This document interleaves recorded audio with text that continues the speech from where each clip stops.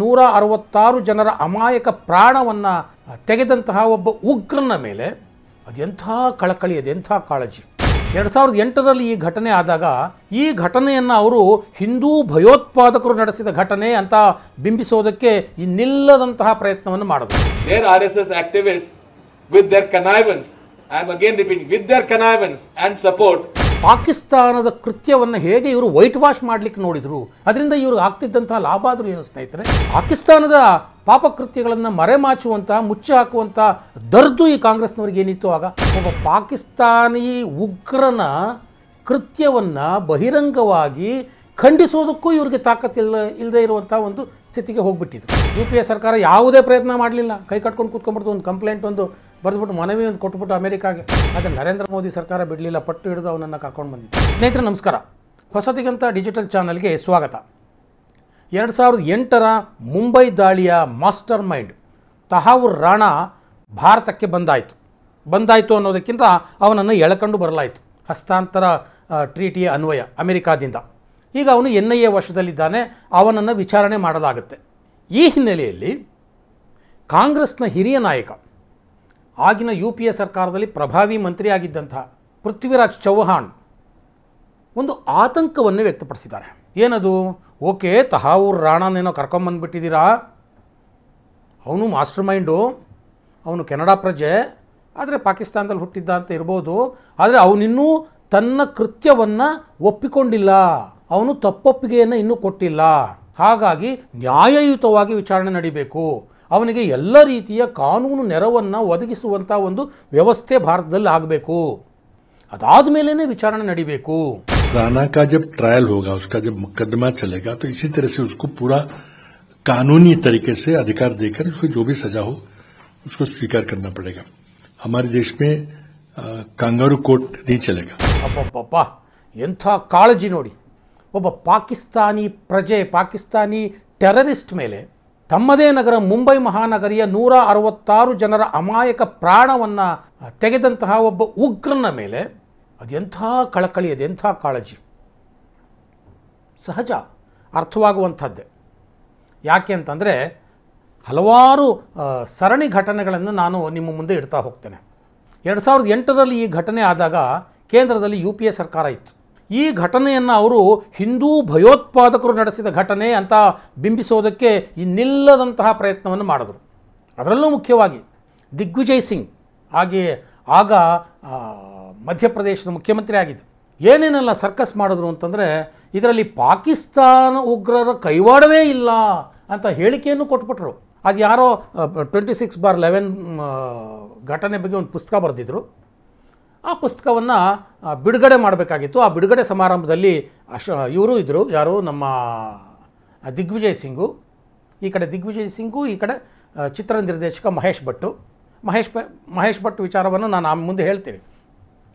ಆ ಪುಸ್ತಕ ಬಿಡುಗಡೆ ಸಮಾರಂಭದಲ್ಲಿ ಮಾತಾಡಿದಂತಹ ಮಿಸ್ಟರ್ ದಿಗ್ವಿಜಯ್ ಸಿಂಗ್ ಈ ಪುಸ್ತಕದಲ್ಲಿ ಬರೆದುಬಿಟ್ಟಿದ್ದಾರೆ, ಇದರಲ್ಲಿ ಪಾಕಿಸ್ತಾನ ಉಗ್ರರ ಕೈವಾಡನೇ ಇಲ್ಲ, ಹಾಗಾಗಿ ಮುಂಬೈ ಘಟನೆ ಹಿಂದೆ ಇರುವಂಥದ್ದು RSS ಕಾರ್ಯಕರ್ತರ ಒಂದು ಪಿತೂರಿ, ಹಾಗಾಗಿ RSS ಕಾರ್ಯಕರ್ತರಿರ್ಬೋದು, ಆಗಿನ VHP ಅಧ್ಯಕ್ಷ ಅಶೋಕ್ ಸಿಂಘಾಲ್ ವಿರುದ್ಧ ಕಠಿಣವಾದ ಕ್ರಮವನ್ನು ಕೈಗೊಳ್ಳಬೇಕು, ಇಂಥ ಕೃತ್ಯಗಳನ್ನೆಲ್ಲ ಮಾಡೋದೇ RSS ಅಂತ ಬಹಿರಂಗವಾಗಿ ಪ್ರೆಸ್ ಮೀಟ್ನಲ್ಲಿ ಹೇಳಿಕೆ ಕೊಟ್ಟರು ಮಿಸ್ಟರ್ ದಿಗ್ವಿಜಯ್ ಸಿಂಗ್.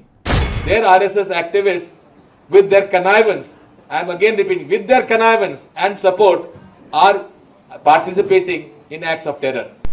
ಮೊನ್ನೆ ಲೋಕಸಭೆಯಲ್ಲಿ ವಕ್ಫ್ ಮೇಲೆ ವಿಚಾರಣೆ ಆಗುವಾಗ, ವಕ್ಫ್ ಮೇಲೆ ಚರ್ಚೆ ಆಗುವಾಗ ರಾಜ್ಯಸಭೆಯಲ್ಲಿ ಯಾರೋ BJPಯವರು ಒಂದು ಮಾತು ಹೇಳ್ತಾರೆ, ಮುಂಬೈ ದಾಳಿಯನ್ನು RSSನವ್ರು ಮಾಡಿದ್ರು ಅಂತ ಕಾಂಗ್ರೆಸ್ ನಾಯಕರೊಬ್ಬರು ಹೇಳಿದ್ರು ಅಂತ.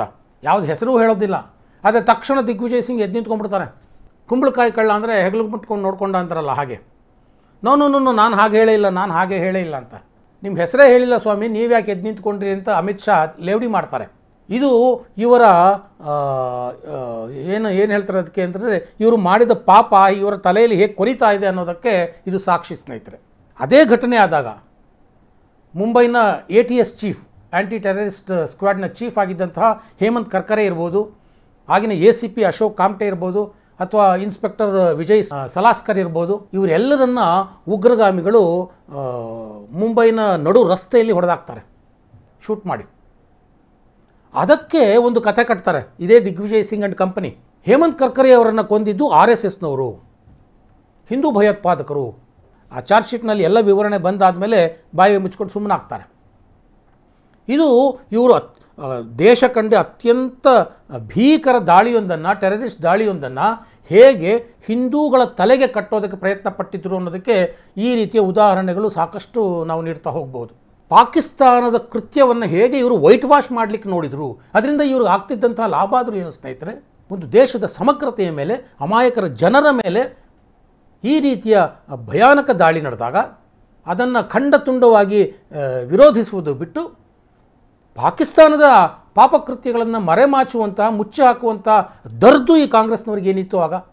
ನಾನು ಆಗಲೇ ಮಾತಾಡಿದ ಇನ್ನೊಂದು ಮಾತು ಹೇಳಿದೆ, ಮಹೇಶ್ ಭಟ್ ಆ ಪತ್ರಿಕಾಗೋಷ್ಠಿಯಲ್ಲಿದ್ದರು ಅಂತ.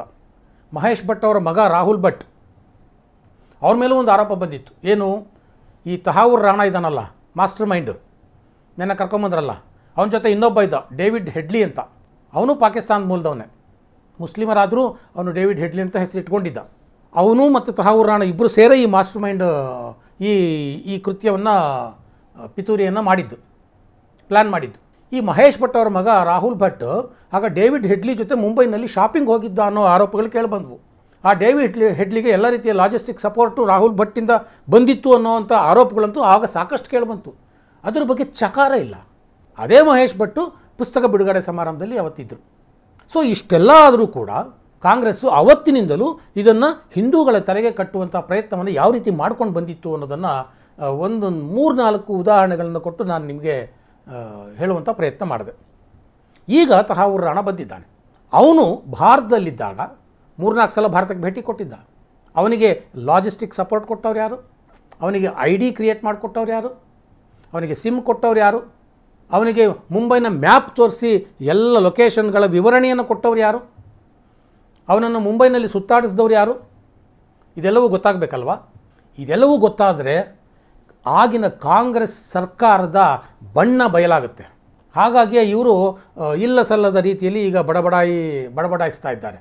ಕಾಂಗ್ರೆಸ್ನ ಭಯೋತ್ಪಾದಕ ನೀತಿ ಯಾವ ಮಟ್ಟಕ್ಕೆ ಇಳಿದಿತ್ತು ನೋಡಿ. ಒಬ್ಬ ಪಾಕಿಸ್ತಾನಿ ಉಗ್ರನ ಕೃತ್ಯವನ್ನು ಬಹಿರಂಗವಾಗಿ ಖಂಡಿಸೋದಕ್ಕೂ ಇವ್ರಿಗೆ ಇಲ್ಲದೇ ಇರುವಂಥ ಒಂದು ಸ್ಥಿತಿಗೆ ಹೋಗ್ಬಿಟ್ಟಿದ್ರು. ಆದರೆ ಈಗ ಕಾಲ ಬದಲಾಗಿದೆ. ನರೇಂದ್ರ ಮೋದಿ ಸರ್ಕಾರ ಬಂದಿದೆ. ತಹಾವೂರ್ ರಾಣಾರನ್ನು ಯಾವತ್ತೋ ಕರ್ಕೊಂಡು ಬರ್ಬೋದಾಗಿತ್ತು ಭಾರತಕ್ಕೆ. UPA ಸರ್ಕಾರ ಯಾವುದೇ ಪ್ರಯತ್ನ ಮಾಡಲಿಲ್ಲ, ಕೈ ಕಟ್ಕೊಂಡು ಕೂತ್ಕೊಂಡ್ಬಿಡ್ತು. ಒಂದು ಕಂಪ್ಲೇಂಟ್ ಒಂದು ಬರೆದ್ಬಿಟ್ಟು ಮನವಿ ಒಂದು ಕೊಟ್ಬಿಟ್ಟು ಅಮೆರಿಕಾಗೆ. ಆದರೆ ನರೇಂದ್ರ ಮೋದಿ ಸರ್ಕಾರ ಬಿಡಲಿಲ್ಲ, ಪಟ್ಟು ಹಿಡಿದು ಅವನನ್ನು ಕರ್ಕೊಂಡು ಬಂದಿದೆ. ಈಗ ಪಾಪ ಕಾಳಜಿ ತೋರಿಸ್ತಾರೆ. ಅವರಿಗೆ ಕಾನೂನು ಬೆಂಬಲ ಬೇಕು, ಅವರಿಗೆ ಅವರ ಪರವಾಗಿ ವಾದಿಸೋದಕ್ಕೆ ಒಬ್ಬ ಲಾಯರ್ನ ಕೊಡಬೇಕು. ಎಂಥ ಕಾಳಜಿ! ಈ ರೀತಿಯ ಪಾಕ್ ಉಗ್ರರ ಪರ ಕಾಳಜಿ ಇದ್ದಿದ್ದರಿಂದಲೇ ಕಾಶ್ಮೀರದಲ್ಲಿ ಹಿಂದೂ ಪಂಡಿತರು ಲಕ್ಷಗಟ್ಟಲೆ ಸಂಖ್ಯೆಯಲ್ಲಿ ತಮ್ಮ ಮನೆಯನ್ನು ತೊರೆದು ಹೊರಕ್ಕೆ ಬರಬೇಕಾಯಿತು. ಆದರೆ ಈಗ ಕಾಲ ಬದಲಾಗಿದೆ. ಪಾಕಿಸ್ತಾನಿ ಉಗ್ರರ ಕೃತ್ಯಗಳು ಸಾಕಷ್ಟು ರೀತಿಯಲ್ಲಿ ಕಡಿಮೆ ಆಗಿದೆ. ಅದು ಕಾಶ್ಮೀರದಲ್ಲಿರ್ಬೋದು, ದೇಶದ ಬೇರೆ ಕಡೆ ಇರ್ಬೋದು. ಉಗ್ರ ಕೃತ್ಯಗಳನ್ನು ನೋಡುವಂತಹ ರೀತಿ ಬದಲಾಗಿದೆ. ಎಲ್ಲದಕ್ಕಿಂತ ಮುಖ್ಯವಾಗಿ ಭಾರತೀಯ ಸಮಾಜ ಎಚ್ಚೆತ್ತುಕೊಂಡಿದೆ. ಹಾಗಾಗಿ ಕಾಂಗ್ರೆಸ್ ನಾಯಕರು ಈ ರೀತಿಯ ಕೃತ್ಯಗಳನ್ನು ಇನ್ನು ಮುಂದಾದರೂ ಮಾಡಲಿಕ್ಕೆ, ಈ ರೀತಿಯ ಮಾತುಗಳನ್ನು ಆಡೋದಕ್ಕೆ ಯೋಚನೆ ಮಾಡಬೇಕು, ಅಥವಾ ಆ ರೀತಿಯ ಮಾತುಗಳನ್ನು ಆಡೋದನ್ನು ನಿಲ್ಲಿಸಬೇಕು.